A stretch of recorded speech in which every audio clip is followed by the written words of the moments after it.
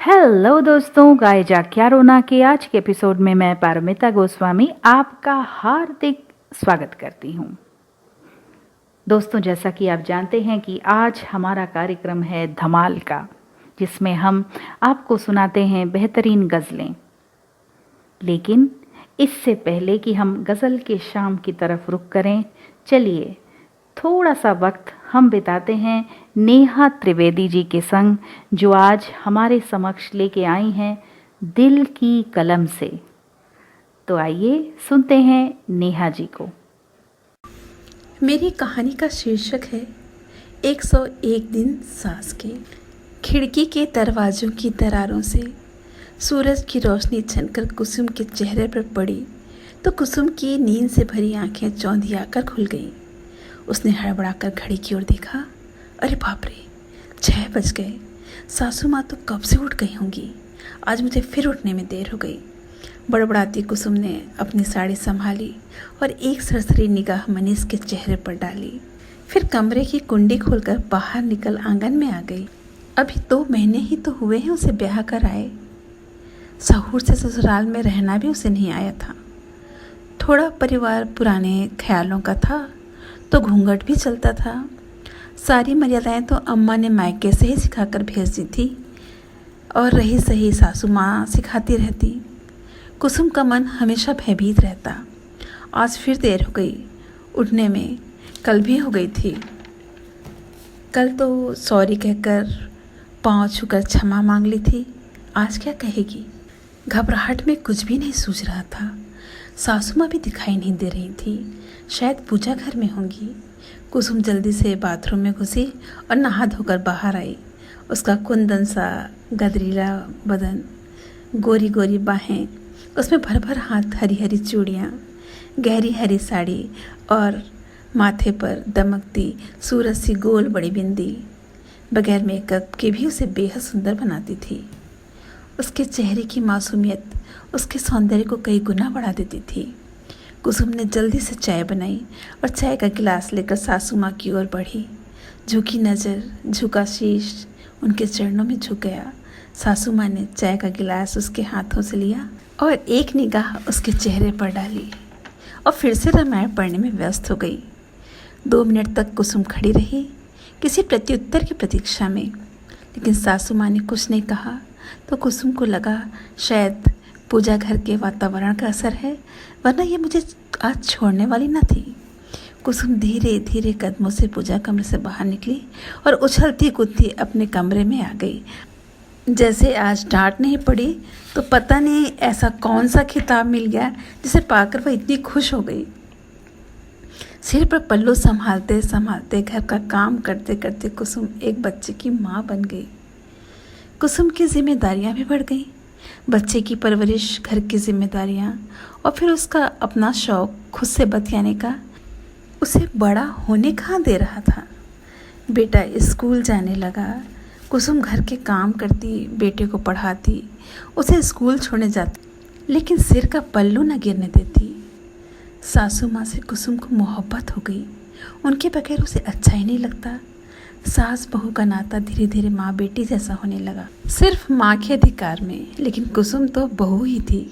सासू माँ को मान देती, सारी मर्यादाओं का ध्यान रखते हुए घर के सारे काम करती। रिश्तेदारी, पड़ोसी सब कुसुम पर नाच करते थे। वे कहते, कुसुम 100 दिन सास के होते हैं तो एक दिन बहू का जरूर आता। कुसुम बहुत भोली थी। उसे लोगों की बातें समझ में ही नहीं आती। वो सिर्फ कर्तव्य करती, कभी अपने अधिकार की मांग ना करती। ना उसे शॉपिंग का शौक था और ना ही मेकअप का। बस उसे चाहिए ही क्या था, दोनों कलाइयों में भर भर हाथ चूड़ी, सुंदर साड़ी, माथे पर कपड़े से मेल खाते रंग की बिंदी, और उसे ज़रूरत ही नहीं थी किसी और परिधान की। वो इसमें ही अप्सरा लगती थी। शादी के 20 साल बीत गए थे, लेकिन कुसुम में कोई ज़्यादा परिवर्तन नहीं आया था। अभी भी वह नई नवेली दुल्हन ही लगती थी। कभी अपने बेटे के साथ जाती तो लोग कहते, तुम्हारा भाई है क्या? तो कुसुम लजाकर कहती, नहीं बेटा है। अभी तक कुसुम ने घर पैसे टकों का हिसाब अपने हाथ में नहीं लिया था, इसलिए जीवन में बेफिक्री भी बेहिसाब थी। ना किसी को देने की चिंता, ना उसे संभाल कर रखने की फिक्र। बस जो मिल गया उसी में खुश।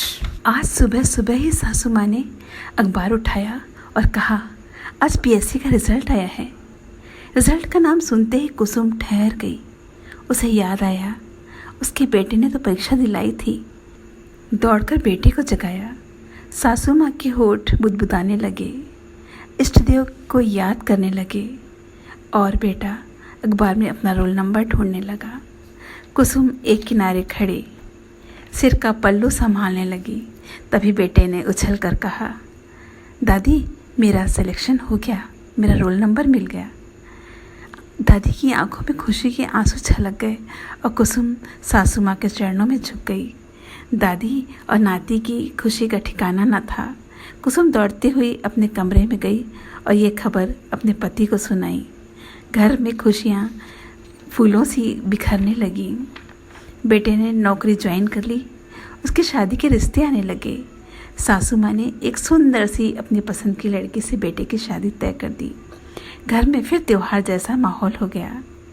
बेटे का तिलक चढ़ा तो पड़ोसन ने कहा, कुसुम अब तो तुम भी सास बनने वाली हो। पहली बार कुसुम के कानों में कोई बात ठहर गई थी जो बार बार गूंज रही थी। फिर वो दिन भी आ गया जब उसकी बहू उसके घर आ गई।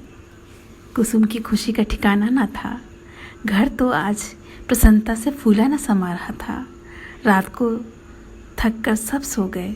खुशी और थकान से कुसुम को भी नींद लग गई। जब खिड़की की दरारों से रोशनी कुसुम की पलकों से टकराई तो हड़बड़ा कर उठी।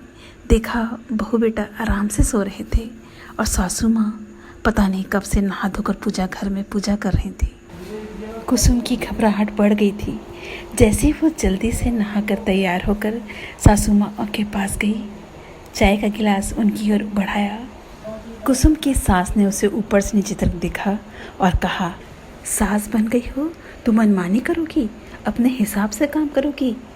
कुसुम ने देर से उठने के लिए सासू माँ से क्षमा मांगी और अंदर आकर आईने में अपना चेहरा देखा और मुस्कुरा कर कहा, 100 दिन सास के, 1 दिन बहू का नहीं, पूरे 101 दिन सास के।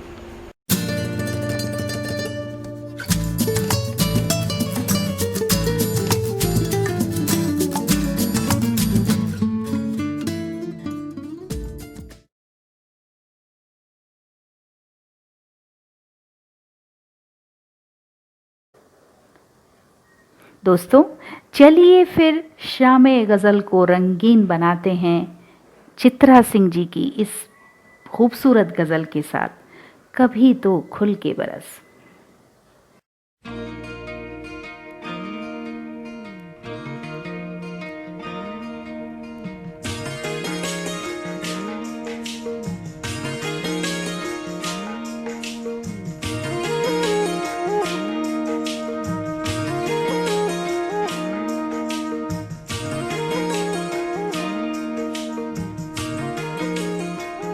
कभी तो खुल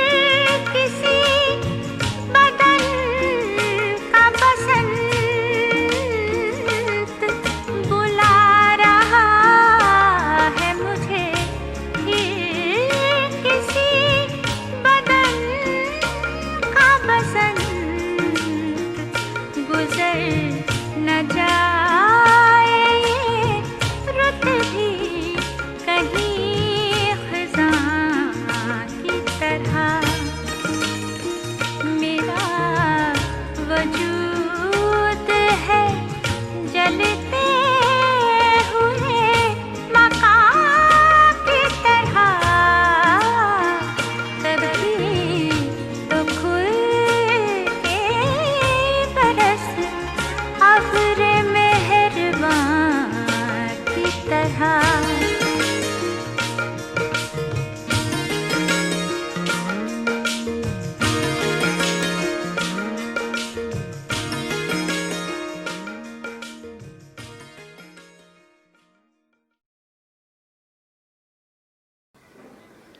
दोस्तों, हमारे गज़ल की शाम को आगे बढ़ाते हुए आइए सुनते हैं गज़ल शीला वर्मा जी की आवाज़ में, आइए बारिशों का मौसम है।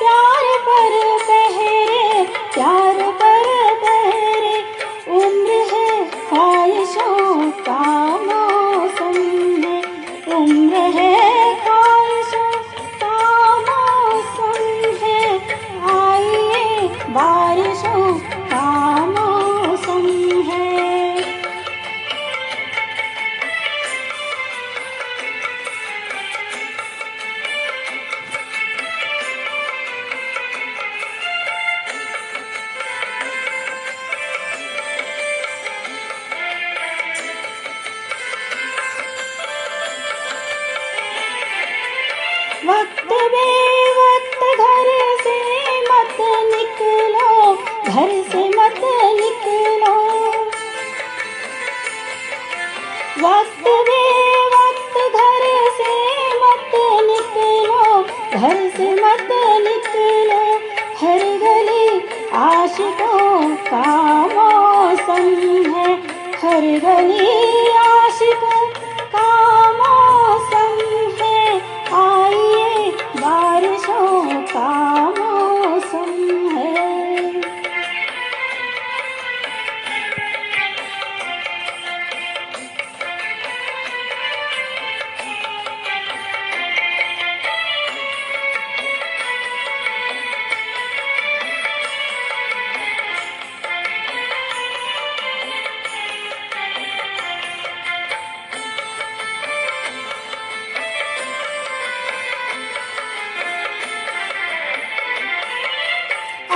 कुछ मांग लो नसीब उनसे, नसीब उनसे। आज कुछ मांग लो नसीब उनसे, नसीब उनसे।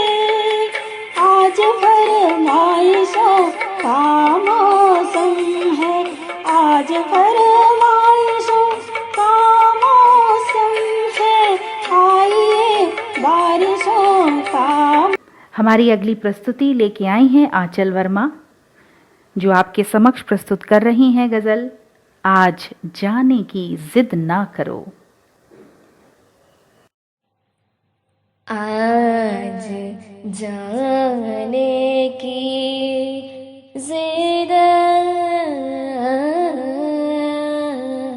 ना करो, आज जाने की जिद ना करो, आज जाने की जिद ना करो, यूं ही पहलू में बैठे रहो, यूं ही पहलू में बैठे रहो, आज जाने की जिद ना करो। हाय मर जाएंगे हम तो लुट जाएंगे, ऐसी बातें किया ना करो, आज जाने की जिद ना करो।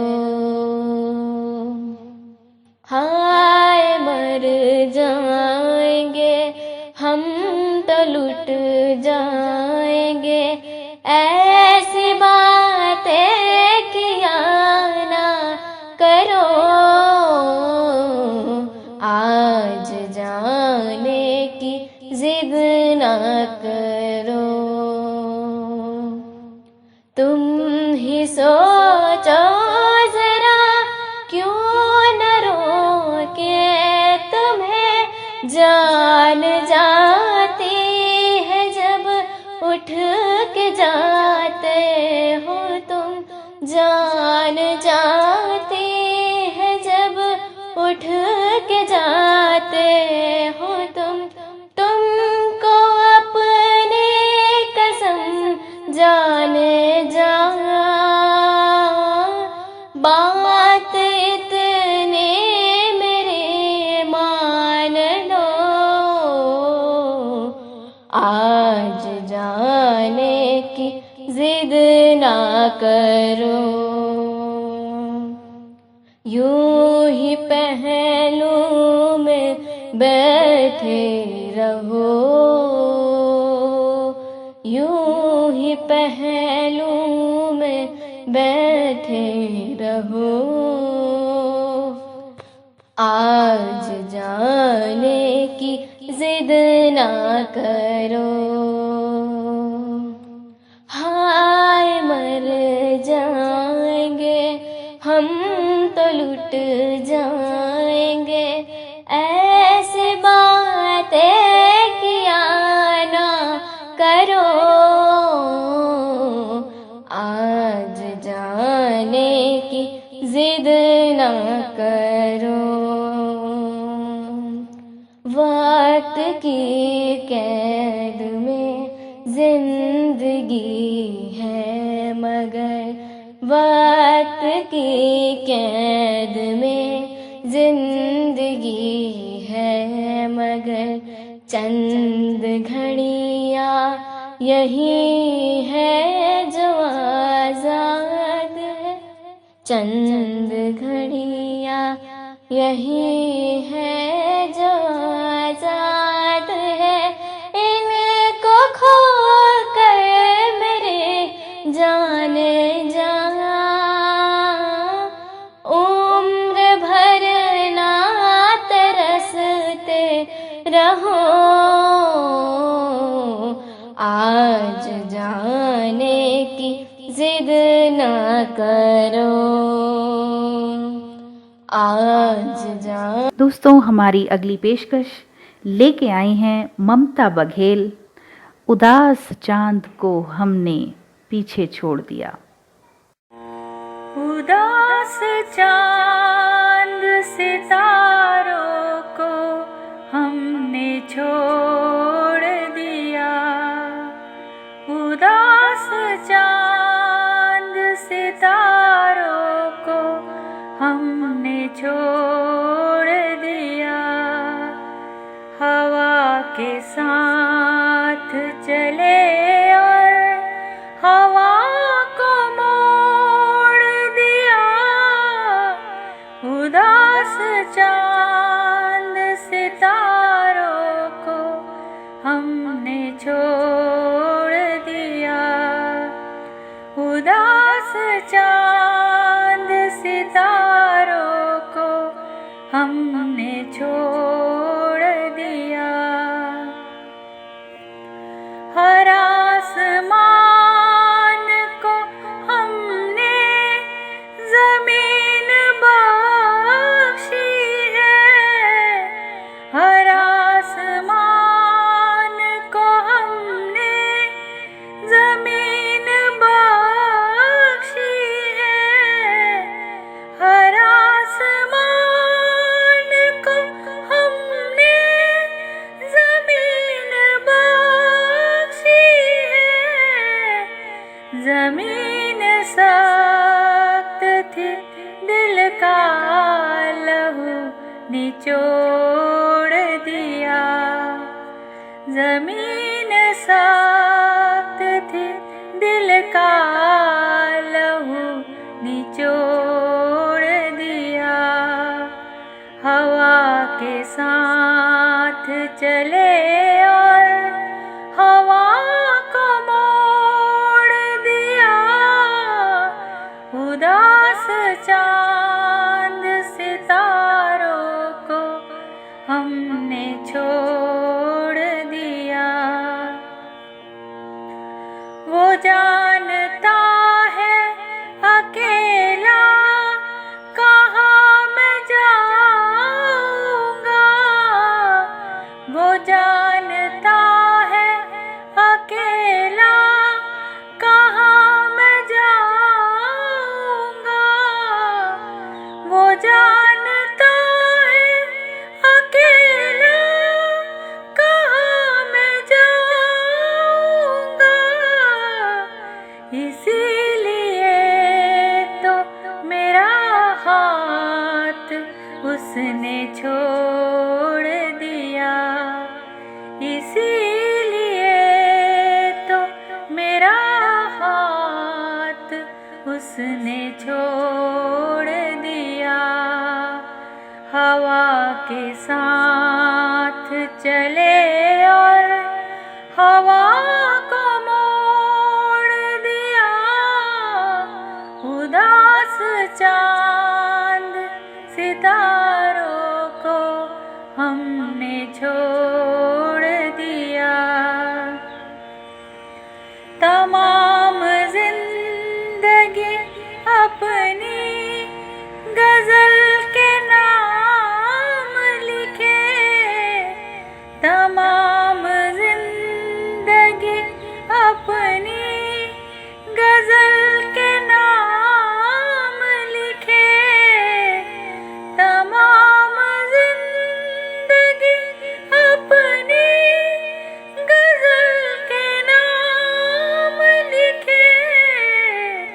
हर एक फैसला हमने खुदा पे छोड़ दिया।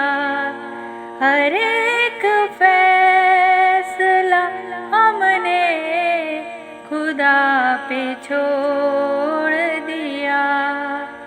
हवा के साथ चले और हवा को मोड़ दिया। उदास चांद सितारों को हमने छोड़ दिया। उदास चांद सितारों को हमने छोड़ दिया। हवा के साथ चले और हवा को मोड़ दिया। उदास चांद सितारों को हमने छोड़ दिया। उदास चांद सितारों। और दोस्तों, हमारे आज की अंतिम प्रस्तुति लेके आए हैं अनिल शर्मा जी।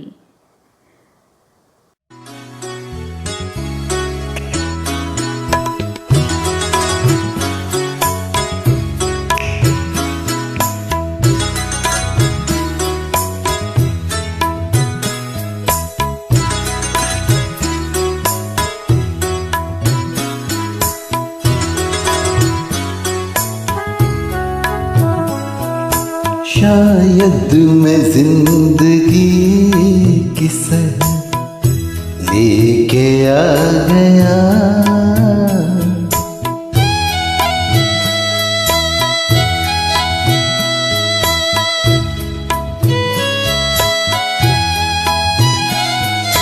शायद मैं जिंदगी की सह लेके आ गया। कातिल को आज अब नहीं घर लेके आ गया। शायद मैं जिंदगी की सह लेके आ गया।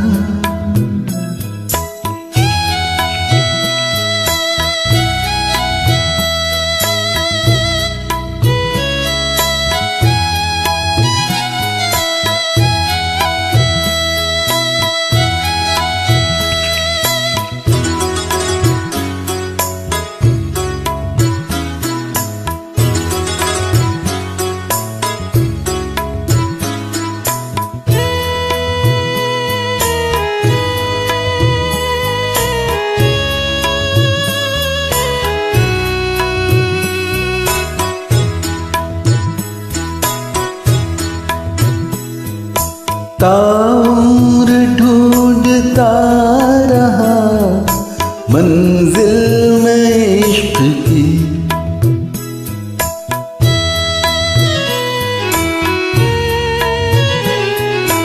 ताउम्र ढूंढता रहा मंजिल में इश्क की। अंजाम ये कि गर्द सफर लेके आ गया। अंजाम ये कि गर्द सफर लेके आ गया। कातिल को आज अपने ही घर लेके आ गया।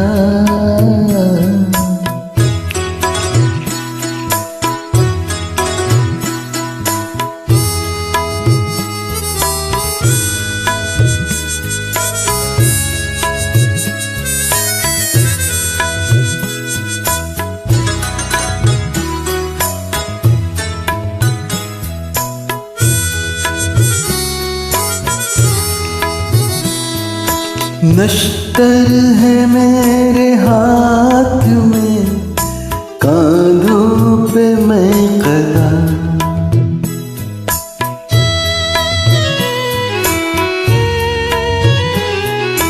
नश्तर है मेरे हाथ में, कांधों पे मैं कदा। लो मैं इलाज दर्द जिगर लेके आ गया। लो मैं इलाज दर्द जिगर लेके आ गया। कातिल को आज अपने घर लेके आ गया।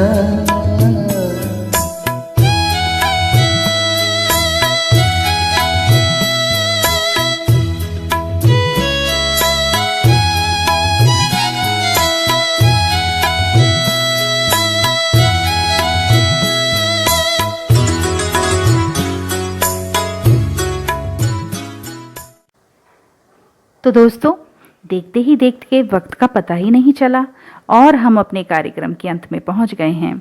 बहुत दिनों के बाद आपसे फिर बातचीत करने का मौका मिला है।